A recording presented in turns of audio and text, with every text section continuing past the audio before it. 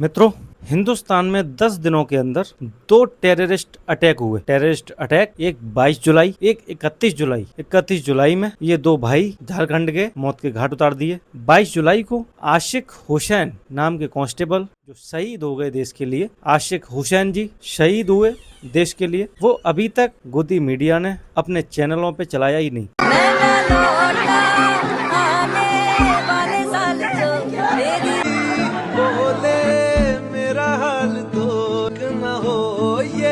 जो 31 जुलाई को अटैक हुआ वो अभी तक चल रहा है और कंटिन्यू चला जा रहा है। पहलगाम जैसा हमला हुआ, आतंकियों ने ईंट भट्टे पर काम कर रहे 2 हिंदू मजदूरों के पहले नाम पूछे और फिर उन्हें गोली मार दी।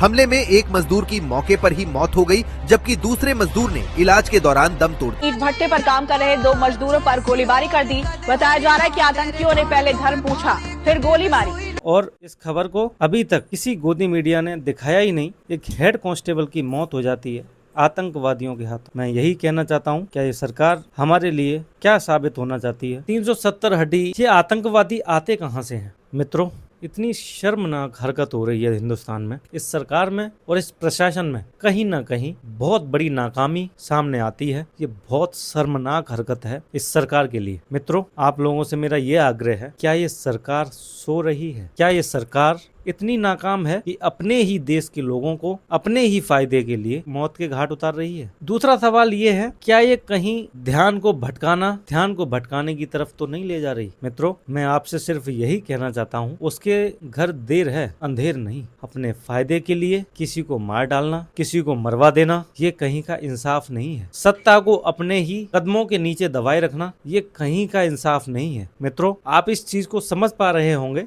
भली भांति। क्या ये सरकार से सवाल नहीं करना चाहिए? क्या ये इंटेलिजेंस से सवाल नहीं करना चाहिए? क्या ये लोग आते कहां से हैं? क्या आपने इतनी व्यवस्थाएं इसीलिए बनाई थी? क्या आपको इसीलिए चुना था? क्या आपको चुन करके गलती कर दी देश ने? ये देश आपसे सिर्फ सवाल कर रहा है, जवाब नहीं मांग पा रहा आपसे। ये सरकार इतनी नाकाम हो सकती है, इस देश ने सोचा नहीं था। ये देश भली भांति जानता है कि इस देश में कितना अन्याय हो रहा है। अपने आप को तानाशाह करने के लिए लोग बैठे हुए हैं और प्रशासन का इस्तेमाल कर रहे हैं। क्या दिल्ली में जो हो रहा है, बच्चों को प्रताड़ित किया जा रहा है, क्या ये सही है? ये ध्यान मत भटकाइए, ये ध्यान मत भटकाइए साहब।